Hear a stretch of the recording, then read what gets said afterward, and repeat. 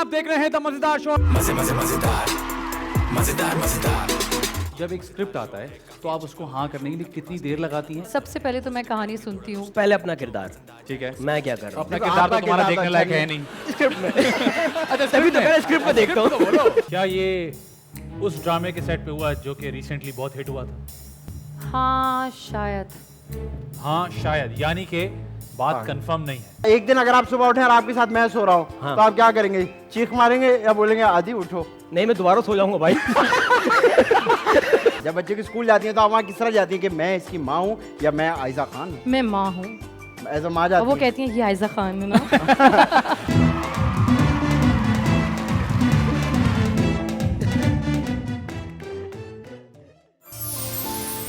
देखिए दी मजेदार शो जुमा और हफ्ते की रात 9 बजे सिर्फ टीवी 1 पर। आपसे रिश्ता है